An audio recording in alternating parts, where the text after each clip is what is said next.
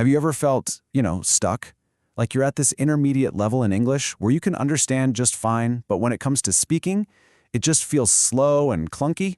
Well, if that's you, you are in the right place. We're going to talk about the number one thing that holds people back from becoming fluent, and I'll show you a simple shift in your thinking that can honestly change everything. All right, let's get into it. Okay, let's just start with this. This statement, it really gets to the heart of the whole problem. It might sound a little harsh, but it is a fundamental truth for so many language learners. That one little habit, translating everything in your head, it's like an invisible wall between you and speaking confidently and naturally.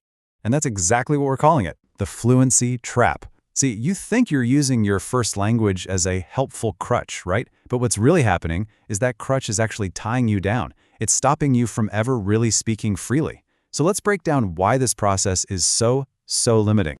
So think about it. Every single time you want to say something, your brain is running this whole four-step program. First, you have the thought in your native language. Then you have to find all the right words in English. After that, you're mentally checking the grammar, making sure it sounds right, and only then, after all that work, do you finally speak. Your brain is basically acting like a slow, clunky calculator, and it's doing all this while a real person is waiting for you to reply. It's just designed to be slow and, honestly, pretty stressful. And this whole process really leads you down one of two very different paths. On the left, you've got the translator's path.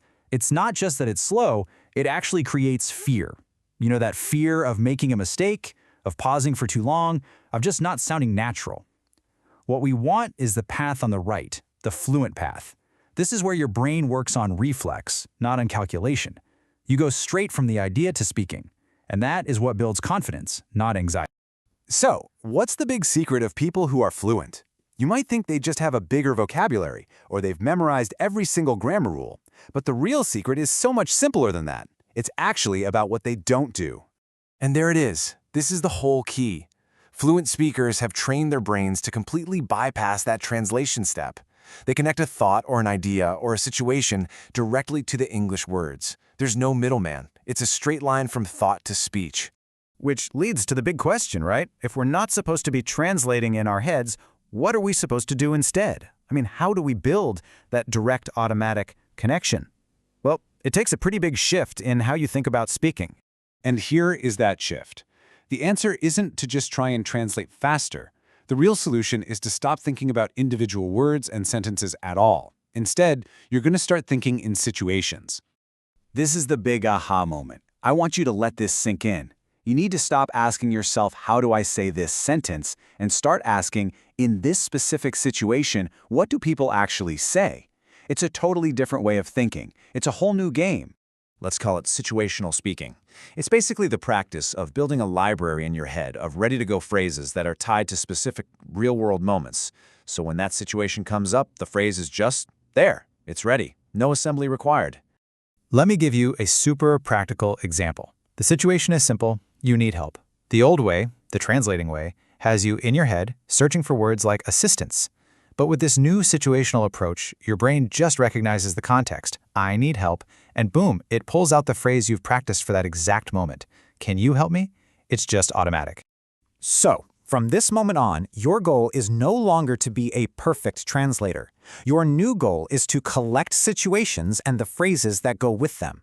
Your new mantra should be this simple. Do not translate. Just speak. Okay, talking about this stuff is great, but practice is where it all starts to click. This isn't about learning new words, it's about building a brand new habit in your brain. So what do you say? Let's start building your situational library together, right here, right now. And I'm serious, I want you to say this out loud, right now. Imagine you're in a store, you can't find something. The situation is needing help. The phrase is, can you help me? Go ahead, say it. Awesome.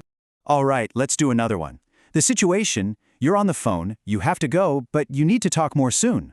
What's the go-to phrase? Let's say it together. I will call you later. Fantastic. See? You're connecting the situation directly to the sound. Okay, last one for now. The situation. You're about to start a meeting or maybe a project. Everyone's ready to go. The phrase is, let's start now. Say it with some confidence this time. Excellent. You just practiced speaking 3 times without translating a single word. So here's your homework, your call to action. Don't wait until tomorrow. Today, I want you to pick one or two really common situations in your own life. Maybe it's ordering your morning coffee or greeting a coworker, and just learn the one key phrase you need. Then practice it until it feels completely automatic. So, I'm going to leave you with this one question. Think about your day tomorrow. What is one specific moment where you normally pause and start translating in your head? What is the one situation that you are going to master first? Because deciding on that, well, that's your first real step out of the fluency trap for good.